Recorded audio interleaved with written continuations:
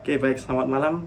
Bersama saya dengan Randy. Saat ini saya sedang berada di klinik ponsel yang berada di Jalan Pundung Sari, Meranggen, Kecamatan Polokarto, Kabupaten Sukoharjo. Dan saat ini saya sedang berada dengan Mas Kori Gunawan. Kori Gunawan, pemilik dari counter klinik ponsel. Oke, perkenalkan dulu Mas, saya Randy Buana Perdana, mahasiswa Prodi Teknik Informatika Universitas Bangsa Surakarta. Keperluan saya kemarin mengganggu waktu Masnya itu untuk melakukan kunjungan usaha Mas terkait produk berupa pulsa, counter pulsa yang akan saya jalankan. Jadi kesini saya tujuannya untuk wawancara, untuk memenuhi tugas kewirausahaan saya di semester saya sekarang ini. Selain itu juga sebagai modal saya untuk memulai bisnis saya di bidang counter pulsa ini juga, Mas. Nah, oke, langsung saja kita mulai wawancara kita pada malam hari ini.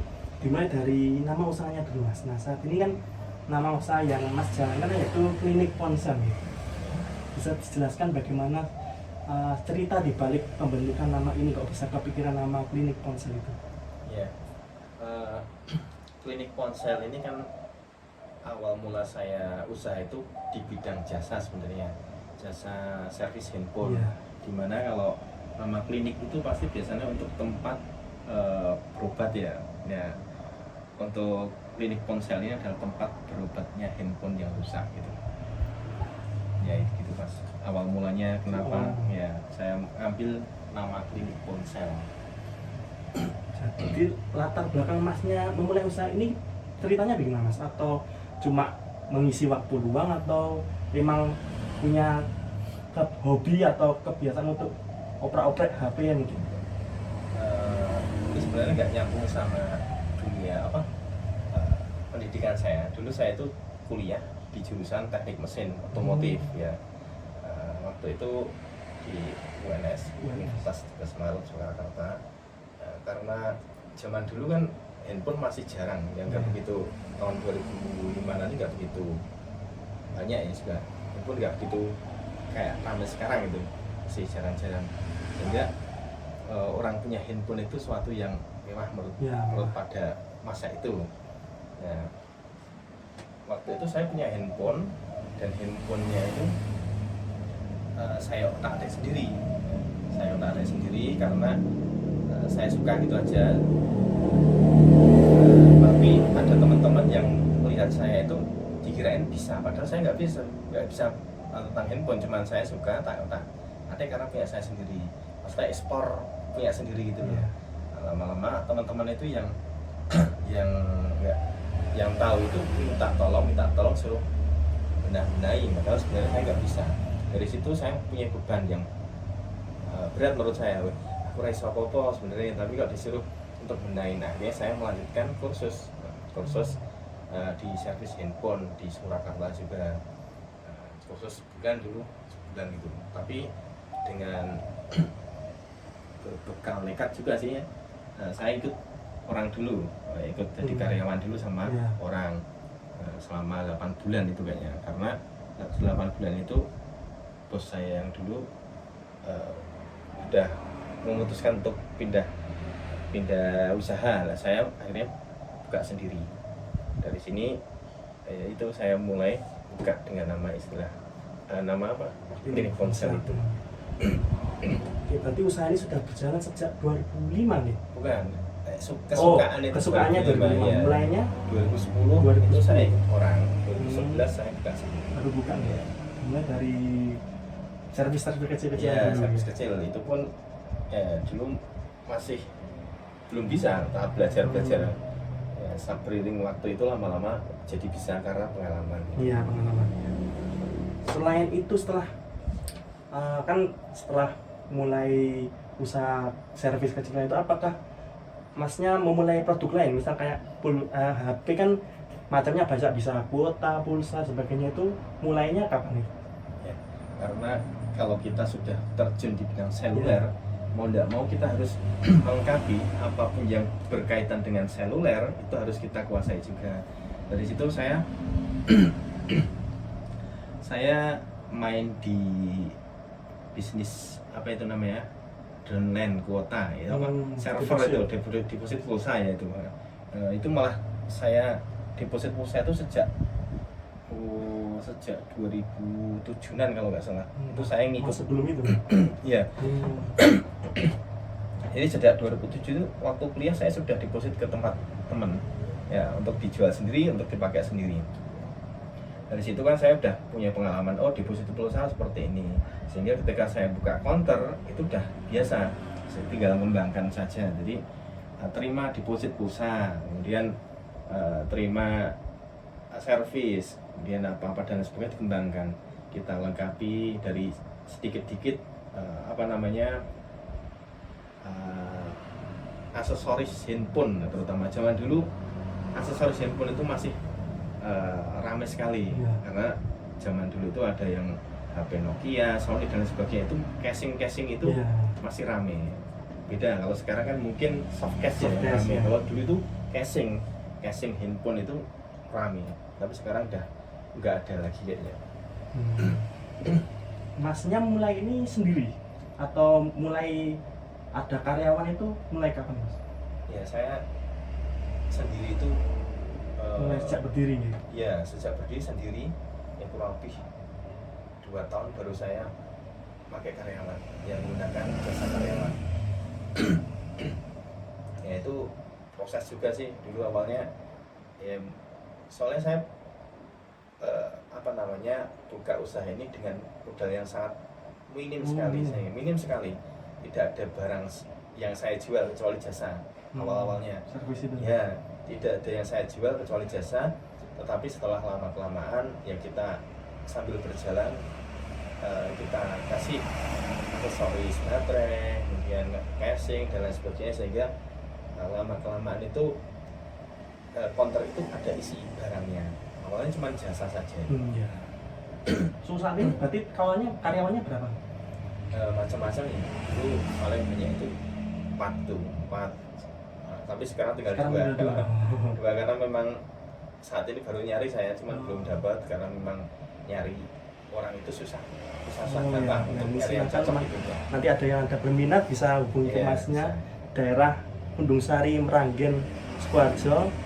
Bagi yang butuh lowongan, Masnya bukan ya? Iya. Untuk penjaga counter. Kalau bisa yang cewek. Oke, lanjut cewek. Udah ada cowok 2. Oh ya.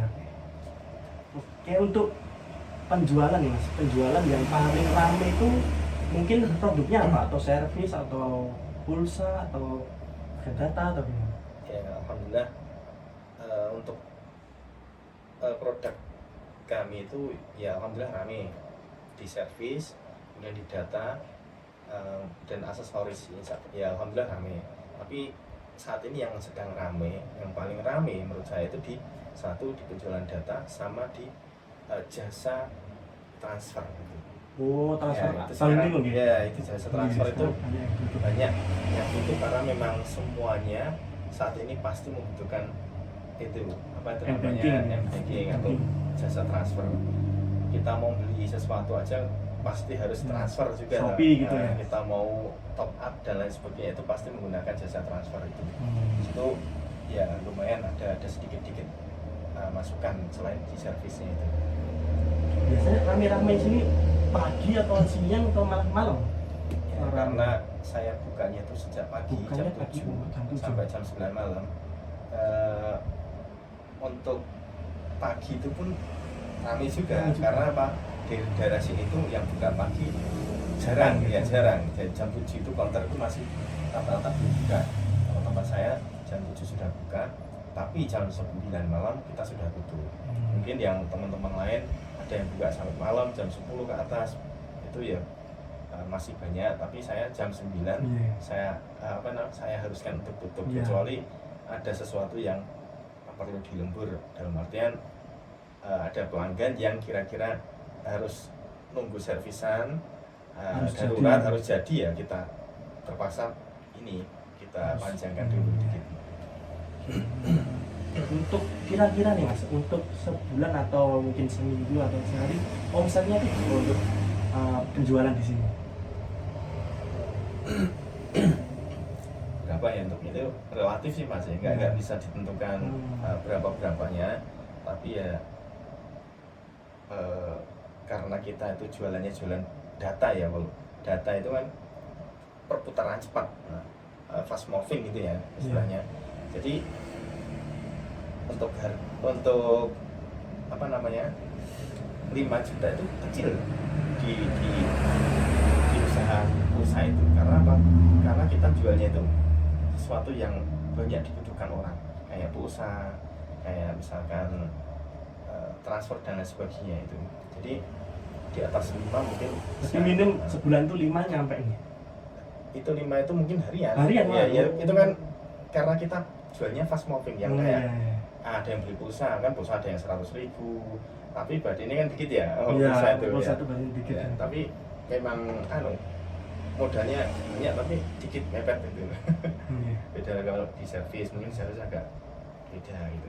Tapi sekarang di paket data itu juga kadang lumayan menguntungkan karena ada program-program dari provider kayak Telkomsel, kayak Indosat dan lain sebagainya. Itu kan kadang ada program juga. Nah dari situ kadang ada pemasukannya lebih dari, kalau misalkan pulsa kan paling 1.000-2.000, tapi kalau data mungkin ada paling tidak ya lebihan dikit lah. Iya.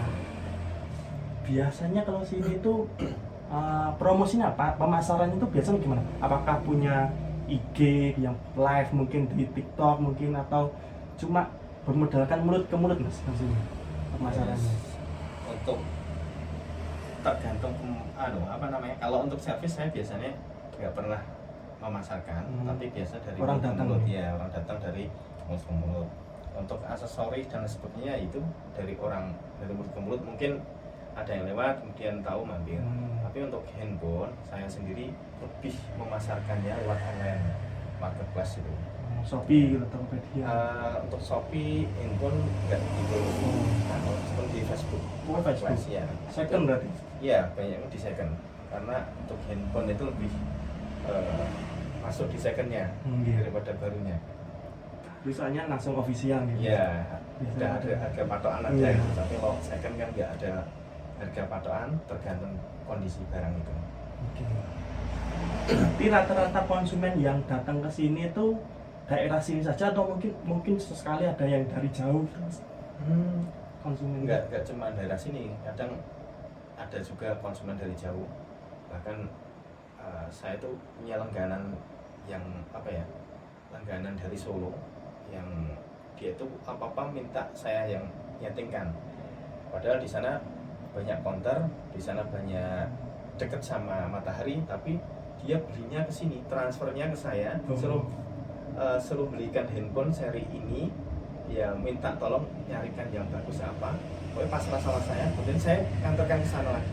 Itu ada pelanggannya seperti itu, ada yang dari Solo, dari Palu ada juga yang Jakarta pun ada. Tapi itu ya karena dari omongan-omongan. Iya. Orang Solo punya saudara di Jakarta telepon ke saya, transfer uang ke saya, itu kok ada itu. Iya. Gitu. Nah, kalau untuk HP itu kadang kalau kurangnya belum percaya itu sulit, nanti kadang ketipu lah, Ya, yang penting uangnya lah. ya, kita menanamkan trust pada konsumen Iya. itu susah kadang. Ya, menjaganya yang susah itu. Menjaganya walaupun pertama sih percaya, tapi takutnya kalau ke depan kita nggak bisa menjaga trust itu yang susah itu. Jangan sampai kita mengecewakan kalau bisa. Oke, mungkin ini pertanyaan terakhir mas, karena mungkin nanti menyita waktu masnya terlalu lama. Untuk usaha ini apakah mungkin masnya punya rencana untuk mengembangkannya lebih, mungkin bisa buka cabang atau sektor lain mungkin mas? Ya.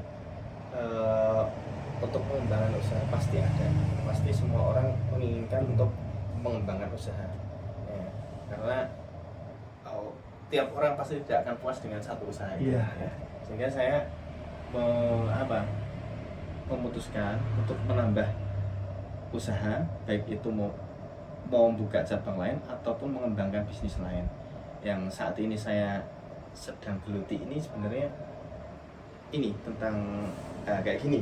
Saya produk ya, ini adalah hiasan dinding. Hiasan dinding. Ya, yang ditempel-tempel di tembok-tembok gitu. Iya.